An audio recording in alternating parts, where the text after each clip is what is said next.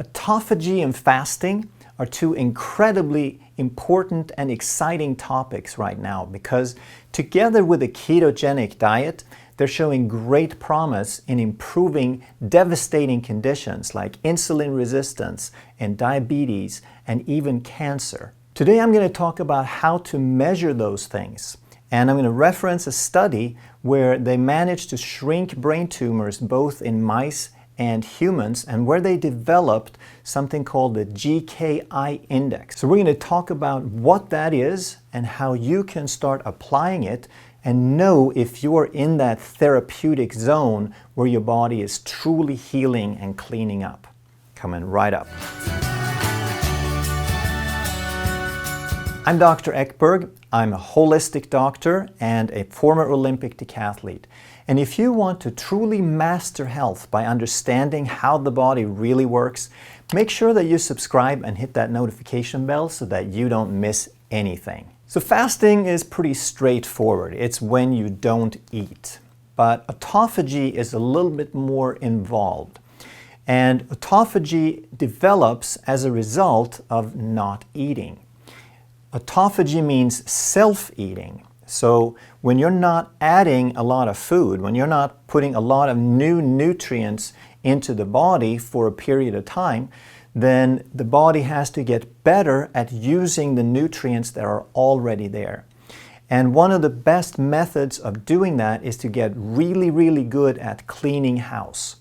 So that's what autophagy does. When there's no nutrients, especially protein coming in, it needs to find protein from other sources. So it gets really good at recycling.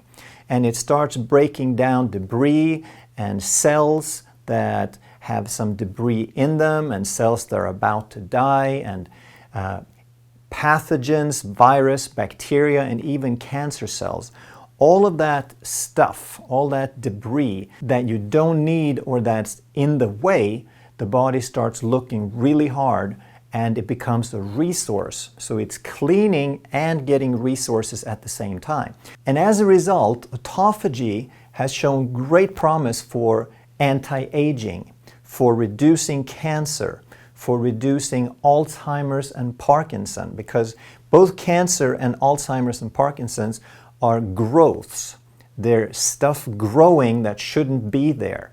And when autophagy increases, the body gets better at cleaning up that stuff. Your immune system improves because some of the stuff it cleans up are virus and bacteria.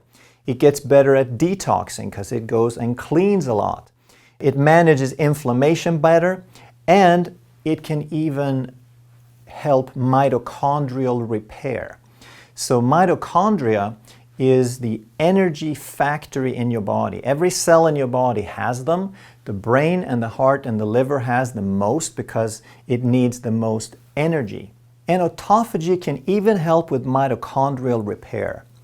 Mitochondria are little things inside your cells that take oxygen and fuel and turn them into energy.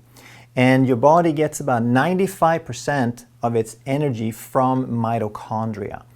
But mitochondria are also very sensitive. They're a little more fragile. They kind of rust easier than the rest of your cell. So as they don't work so well anymore as you age, your mitochondria age a little faster than you do very often. And if we can use autophagy to help repair them, then that is a very powerful component of that anti-aging and also what can get you some more energy. Most cells in your body can use different fuels for energy. They can use glucose or they can use ketones and fat. But cancer cells are different. They rely primarily on glucose. So if you cut your glucose way back so that your body starts relying on more ketones, then you're essentially starving the cancer cells selectively. And this was known as the Warburg effect. One of the more prominent modern researchers is Thomas Seyfried, and he has been looking into this cancer mechanism on how cancer doesn't do well without glucose. And he published a study where he was involved with one study and they looked at some other studies as well, where they managed to shrink brain tumors in both mice and humans. And what they did that was new was they developed an index called the GKI index, glucose ketone index, which is basically just the ratio between these two. And they found that once they get the ketones and the glucose about equal amounts in the blood as measured by millimoles, then they managed, controlled, and even reversed the growth of the tumors. As soon as the glucose went back up, the tumors started thriving and growing again. So they developed a therapeutic zone. So let's talk about that.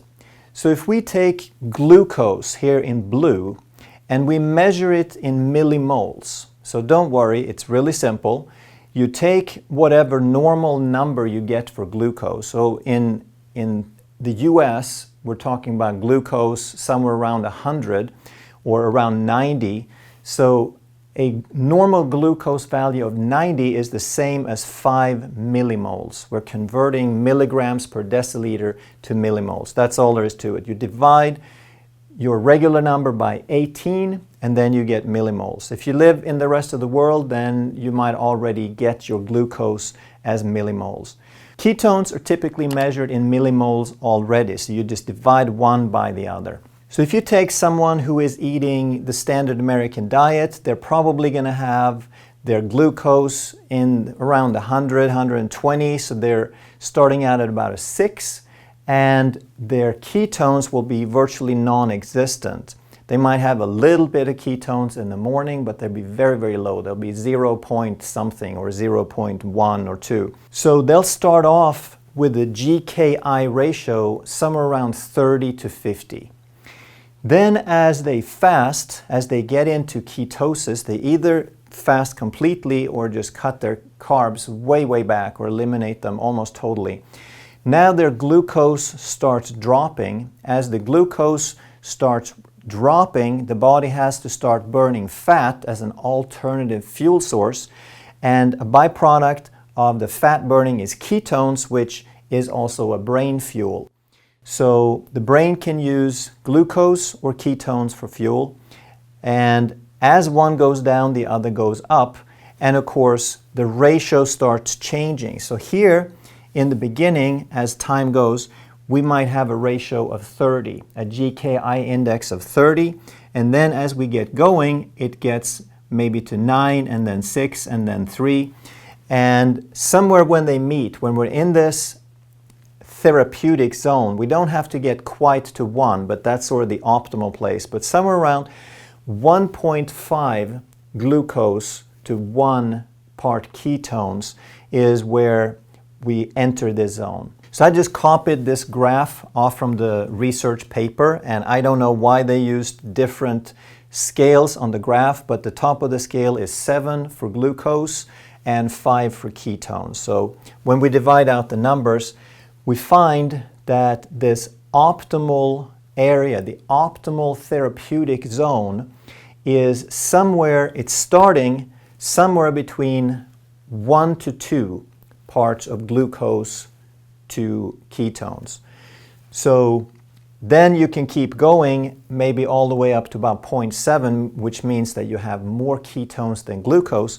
But somewhere in this area, you're still managing things. You're still in a very, very strong, high state of autophagy. So again, the GKI, it's very simple. Glucose ketone index, you divide the glucose by the ketones, but you have to measure them in millimoles. And if you get your glucose in moles, then you just divide straight. If you get it in milligrams per deciliter, you take that number and you divide by 18 and you get your answer. So once you get started, what you're going to need is a glucose meter and a ketone meter. And you can get them in the US, you can get them online very easily. They'll run about $50 and then you'll pay a little bit for the strips, but it's quite affordable these days. So you can measure every day or even 3 times a day once you're in the beginning so that you see how the changes are happening. So most people in the beginning, they'll have a ratio of somewhere around 30 to 50. And any ratio over 9 means that you are not in ketosis. You do not have a significant amount of ketones, So you're not really getting any of the therapeutic benefits of ketosis or autophagy.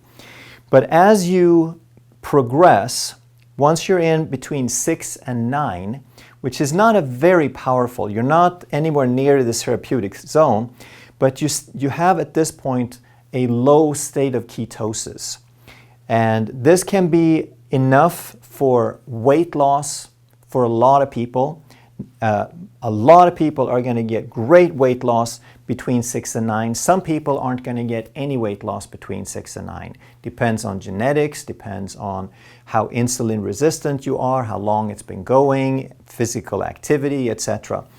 So for people who have kind of easy or moderately easy weight loss, they can do that in this zone. And it's also a great zone for maintaining your results. For just once you're healthy, you're at your ideal weight, you can maintain it.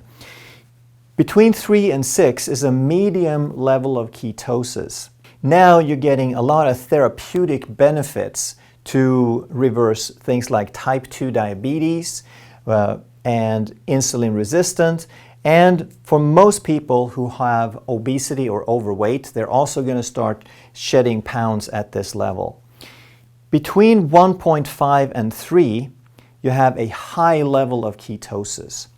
And now you're getting therapeutic benefits from Alzheimer's and Parkinson's and traumatic brain injury. So we want to understand the transition here a little bit. At the lower levels of ketosis, you're starting to change your metabolism, but you're not getting a whole lot of autophagy benefits yet. You have to get into a stronger, a higher state of ketosis before the autophagy really kicks in, before the body gets so desperate that it starts cleaning house and starts breaking down some of these unwanted growths and accumulations like cancer and Alzheimer's and so forth. So between 3 to 6, you're getting a lot of hormonal benefits. You're reversing insulin resistance. You're reversing metabolic syndrome. You're cleaning up at a more lighter level, but you're not necessarily breaking down protein because you have to get into a longer fast or a lower level of protein in order for autophagy to really kick in and start working for these growths. So at the high level of keto, now you're starting to get therapeutic benefits for Alzheimer's, Parkinson's, traumatic brain injury. And the maximum autophagy, the optimal therapeutic zone, when your body will start breaking down all kinds of things, including probably brain tumors, is between 0.7 to 1.5. In the paper, they said that you're starting to get, for humans, they said, you're probably entering this zone somewhere between a GKI ratio of 1 to 2. So that would be close to this zone. And then if you can maintain inside that zone, then you know that you're staying in that optimal therapeutic zone of maximum optimal autophagy. And if you're getting results and you're not particularly interested in this, then fine. But if you're not getting results, or if you'd really like to explore how far-reaching your health benefits could be with a deeper state of autophagy, now you have to start measuring. Because a lot of people say, oh, I'm on the keto diet. But what does that mean? If your neighbor gets into ketosis because when he eats 50 grams of net carbs, that doesn't mean that that diet is going to put you in ketosis and vice versa. And an interesting thing was pointed out in the paper that they fed these mice, and mice are very different from humans. So they called it a ketogenic unrestricted diet. They had standard diet unrestricted, standard diet restricted, ketogenic diet restricted, and ketogenic diet unrestricted. And for the mice, it turned out that it didn't really matter if it was a standard diet or a keto diet. What put them into this zone was the calorie restriction.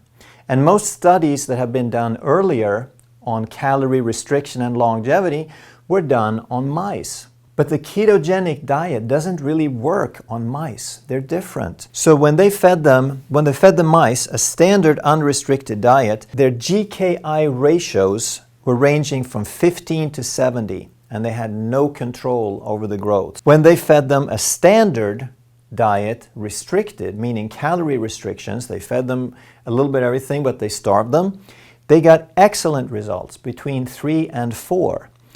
And when they fed them a ketogenic diet restricted, they also got excellent results.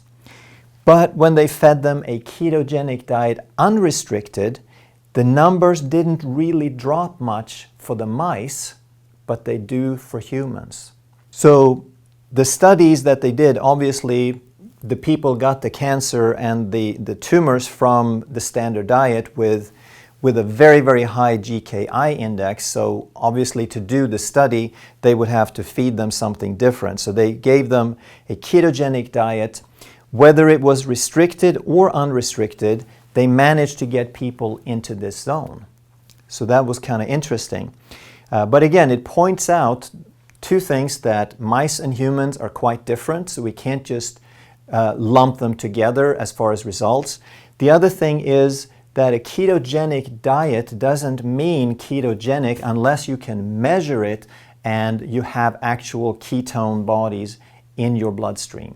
And what it also means to me is that a lot of the earlier studies where they did calorie restriction and created longevity in mice doesn't necessarily mean that it's calorie restriction that's the primary mechanism for humans. That we can probably get the same benefits without calorie restriction in a ketogenic diet, because in humans, the ketogenic diet results in a natural calorie restriction because we eat less. Fat is very satisfying for humans, so after we do it for a little bit, we eat less. After I found this study, I got really excited and I thought, hey, I gotta try this out. So I'm very insulin sensitive. I do want to maximize my health. I want to see how I can optimize all these things for myself, and that's one of my major goals in life. So I decided to do a fast. And I didn't know how long I was going to go, but I was shooting for 5 days. I didn't quite get to that point, but I'll explain. So after 36 hours of a water fast, I had water and coffee. And at the beginning, I didn't really have any calories at all, so it was pretty much a strict water fast. After 36 hours, my blood sugar was 68. When you convert that into millimoles, I had 3.8 in blood sugar and 2.3 in ketones. So my ratio was 1.6. I was right at the edge of this therapeutic zone after 36 hours. And I wasn't in ketosis, but I was on a low-carb diet, and I've been on the edge of ketosis and low-carb for many years. Plus, I'm insulin sensitive, so I'm not sure how this would translate time-wise, but I think it'll give you an indication. After 48 hours, my fasting glucose had gone up, and my ketones hadn't changed, so my GKI was 2.3. So it actually, the ratio went up after 48 hours. After 58 hours, it was back down, but not because of the glucose. My glucose went down a little bit, but the biggest change was that my ketones started going up. So my ratio was 1.7. And then on day 3 is when things really started happening. After 63 hours of fasting, and by this time I had had a little bit of butter and MCT oil in my coffee, but I hadn't had any protein or any sugar or any carbohydrates. After 63 hours, my blood sugar was up a little bit. It was 81 or 4.5 millimoles, but now my ketones started going up pretty quick. So ketones were 3.1 and my ratio was 1.4. So now I was inside this optimal range. After 66 hours, only 3 hours later, my blood sugar was about the same, but my ketones were up to 3.6. My ratio was 1.2. And after 69 hours, 3 hours later, my blood sugar was 73 in ketones, that in millimoles, that's 4.1, and my ketones were all the way up to 4.7. So now I was at 0.8, and I was way inside this range. So 3 days of no calories was about all I could take at that point.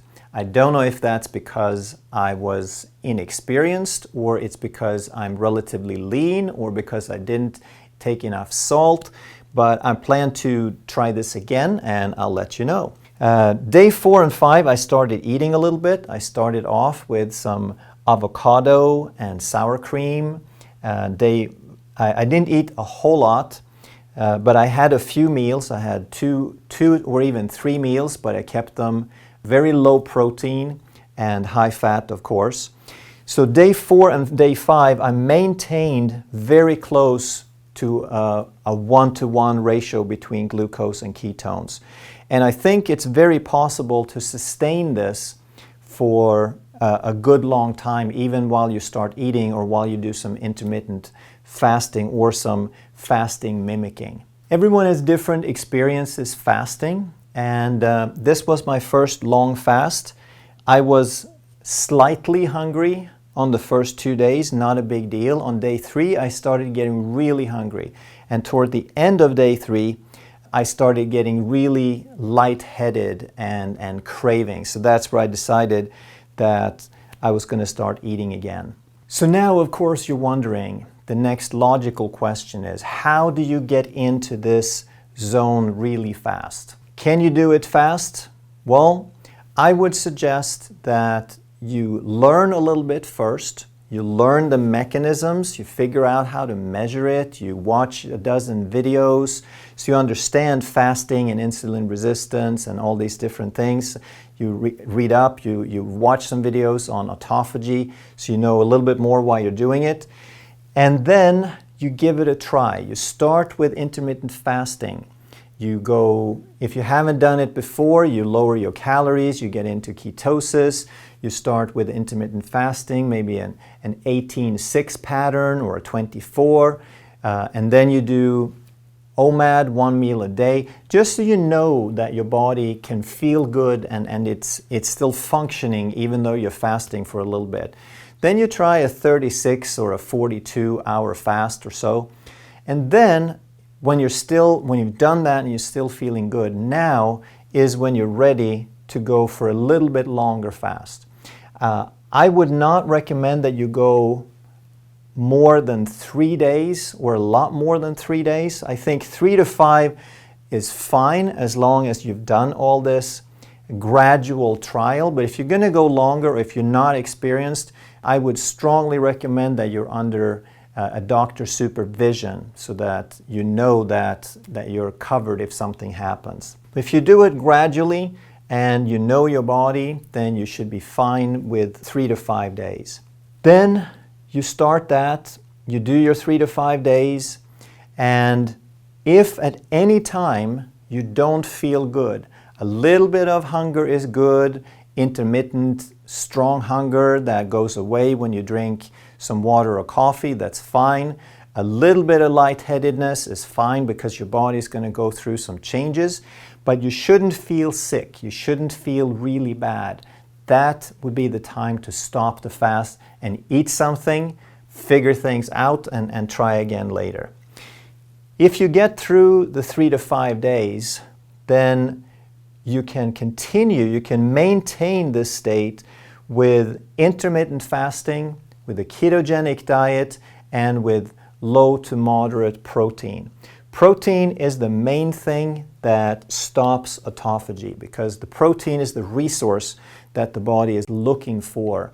And when the protein is scarce, when you're not adding it, that's when the body goes scavenging and cleaning up inside the body. You want to, if you continue this, you want to do low calorie and you want to do less than 20 grams of protein. That way, I think you can safely sustain this, comfortably sustain this, depending on the person, for probably 2, 3, 4 weeks.